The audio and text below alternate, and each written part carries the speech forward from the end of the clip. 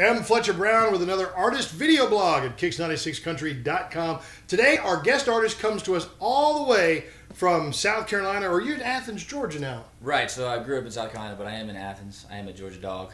I'll go ahead and profess it. Go Dogs. I don't mind saying that. I like. Please welcome to KIX Country, Sam Burchfield. Sam, how are you? Doing well. Good to see you. Well, now, Sam, you're a young man. You're only, you're early 20s. Yep, 22. All right. But you've been playing music for a while. Right, I started playing guitar and stand-up bass when I was 11. Started singing a little bit after that. It was really bad. Kept up with it, and you know, just kind of kept working at it. And yeah, so it's been a good decade or so, I would say. Yeah. Now, ordinarily at KIX96country.com, a lot of the artists that we talk to are country artists. You are not specifically a country artist, though. Not specifically, but I would say, you know, the thing that with country that kind of relates to all genres is the songwriting. So as a singer-songwriter, I think that kind of ties me in a little bit with it. But yeah, I wouldn't profess to be a country artist specifically.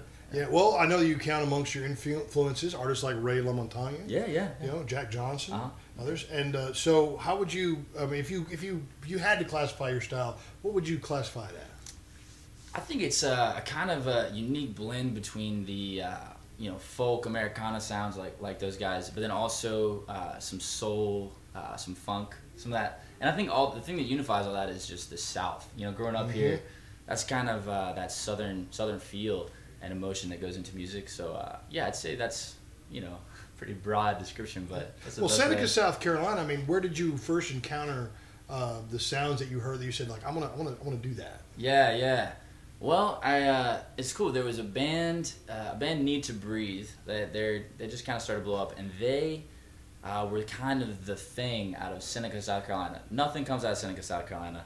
So I love it. It's a great place, but you know, probably nobody has heard of it. And so, well, like give us a brief geography list. How close is it to say a place like Charleston?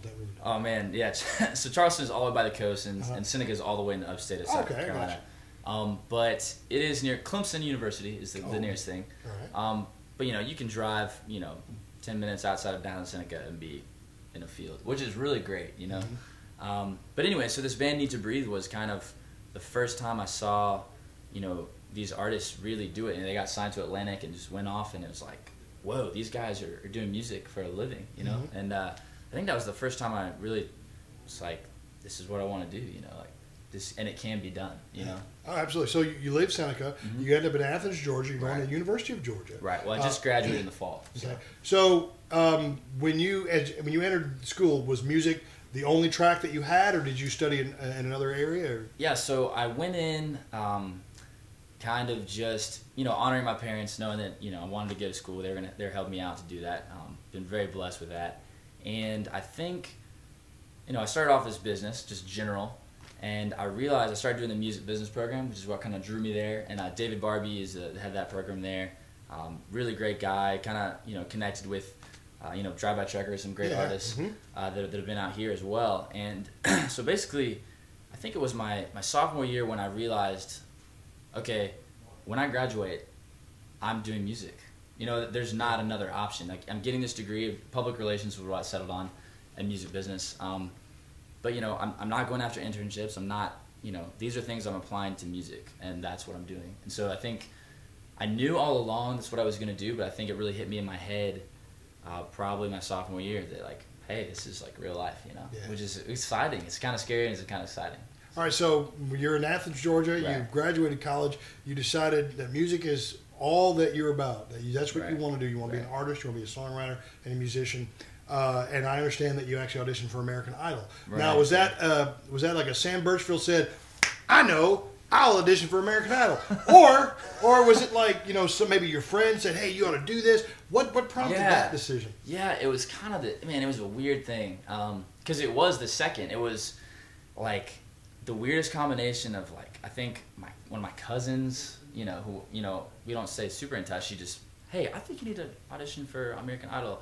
I think my girlfriend's dad, like really a random assortment of people kind of shot this over and said, and I was like, okay, well, this is divine, You go to pick up the mail. The mailman's like, hey, I think you need to audition for American Idol.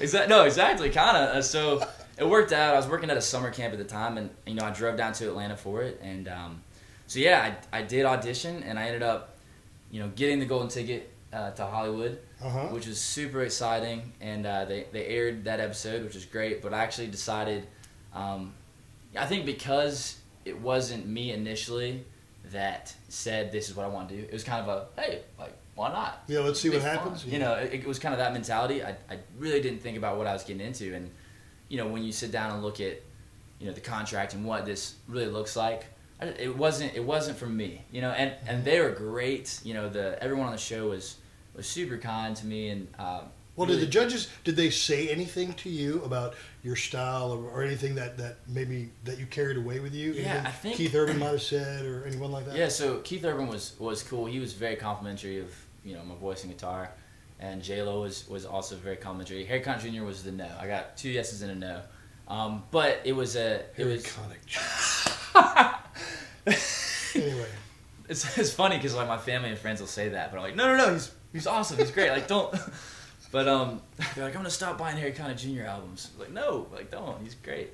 But anyways, so I think his advice, the one that said no, was what stuck with me, and he was, you know, he kind of said, oh, I'm not super fond of the way you pronounce things. It's kind of this uniqueness to it, but not what he liked. You know, he wasn't a fan of it. And you know, after that, and this wasn't on the, you know, what they showed on the episode, but as we were talking afterwards, I was like, oh man, I'm sorry, like, I'll work on my pronunciation, you know, because I'm just trying to be better. And what stuck with me was he said, no, like, no, that's you, you know, don't work on that. If that's what's you, and I don't like that, that's okay, you know. I think that's when it kind of hit me. I was like, kind of like dumbstruck for a second. Like, man, that's a good point. Like, why am I trying to change how I sing? All right, Harry. Thank you again. Yeah, there you go. Winning back Harry Connick Jr. You're welcome. You're good again. So yeah, I think that's what stuck with me the most from that. All right. Well, okay, so now we're past that. Right. It's now, you know, spring 2014.